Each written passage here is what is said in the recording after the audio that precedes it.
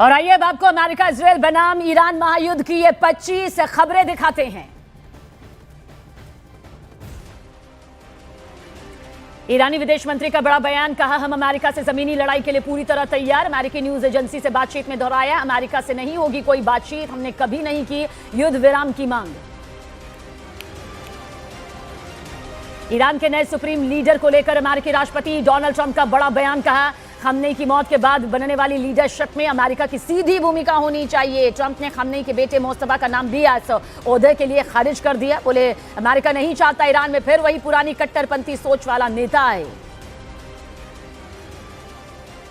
Israeli defence force ने operation roaring lion के बीच aerial refuelling का पहला वीडियो जारी किया। आईडीएफ के मुताबिक ऑपरेशन शुरू होने के बाद से मध्यपूर्व में आसमान में अब तक करीब 550 एरियल रिफ्यूलिंग मिशन पूरे किए गए। अमेरिका और इजरायल के हमलों में तेहरान की आजादी स्पोर्ट्स कॉम्प्लेक्स को पहुंचा भारी नुकसान। हमले में 12,000 क्षमता वाला इंडोर एरिना पूरी तरह से तबाह। ईरान ने कल यूएई पर 7 मिसाइलों और 131 ड्रोन से किया हमला। अब तक ईरानी हमले में 3 लोगों की मौत, 54 लोग जख्मी हुए।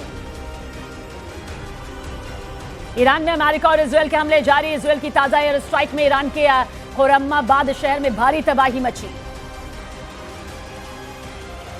ईरान वॉर पर अमेरिकी मीडिया के हवाले से खबर, सूत्रों के मुताबिक अमेरिका ने ईरान के कुर्द नेताओं को मदद की पेशकश की। ईरान के कुछ इलाकों में कब्जे में मदद की पेशकश। ईरान में विद्रोही ताकतों की तलाश में अमेरिका।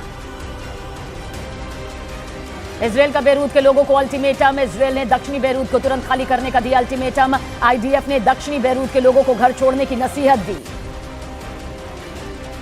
इजरायल के हमले के बीच हिजबुल्लाह प्रमुख शेख नईम कासिम का सरेंडर नहीं करने का ऐलान। शेख नईम कासिम बोला इजरायली हमलों से लेबनान की रक्षा जारी रहेगी।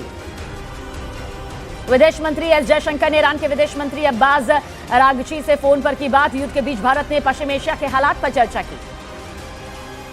ईरान युद्ध में ब्रिटेन के ठिकाने का इस्तेमाल करेगा अमेरिका। ब्रिटेन के पीएम कीर स्टारमर ने अपने सैन्य बेस से हमला करने की इजाजत दी। ईरान में अमेरिकी इजरायली हमले के हताहतों की संख्या बढ़ी। हमले में ईरान में अब तक 1230 लोगों की मौत का दावा है। ईरान के मिसाइल नेटवर्क पर इजरायल का बड़ा हमला। इजरायल ने तबाह किए ईरान के लॉन्चिंग साइट। हवा में ही ध्वस्त की ईरान की मिसाइलें। आईडीएफ ने जमीनी अंडरग्राउंड ठिकानों को निशाना बनाया।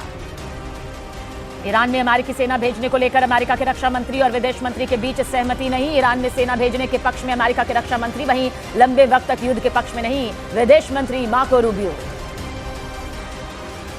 अमेरिका और इजरायल के साथ जारी संघर्ष के बीच ईरान ने अपनी नई खुरम शहर force super heavy ballistic missile का किया इस्तेमाल। ईरान की स्टेट टीवी ने खुरम शहर फोर्स से हमले का दावा किया।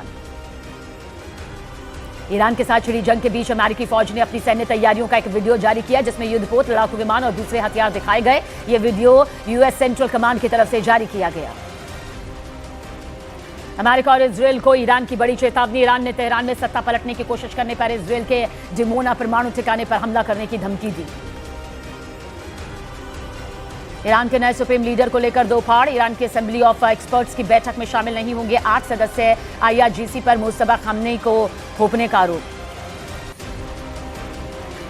ईरान के बुशेहर में इजरायल का बड़ा एयर स्ट्राइक। इजरायल ने ईरानी सेना के एक गोला बारूद डिपो को बनाया निशाना। इलाके में जोरदार धमाके से सहमे लोग। ईरान ने अजरबैजान में ड्रोन से किया बड़ा हमला। ईरान ने अजरबैजान की एक एयरपोर्ट को निशाना बनाया। शाहे ड्रोन से भीषण हवाई हमले से दहला अजरबैजान। भारत ने ईरान के सर्वोच्च नेता खमनेई की मौत पर शोक जाहिर किया। ईरानी दूतावास जाकर भारत के विदेश सचिव विक्रम मिस्री ने शोक पुस्तिका पर हस्ताक्षर किए। इजरायली हमले में 4 दिनों में लेबनान में 77 लोगों की जान गई, 527 लोगों के जख्मी होने की खबर। बहरीन की मामीर ऑयल रिफाइनरी पर ईरान ने किया मिसाइल अटैक, बड़े नुकसान का अनुमान। बहरीन सरकार बोली आग पर पाया गया काबू। ईरान ने इराक के एरबिल में मौजूद अमेरिकी सेना के मुख्यालय पर किया ड्रोन से हमला। ईरान के सरकारी टीवी ने हमले की जानकारी दी। ईरान युद्ध के बीच होर्मुज स्ट्रेट बंद होने से पर्शियन गल्फ में समुद्री व्यापार बुरी तरह प्रभावित। फारस की खाड़ी में 1000 से ज्यादा मालवाहक जहाज फंसे जहाजों में आधे तेल और गैस टैंकर। जहाजों की कीमत करीब $25 अरब आंकी गई।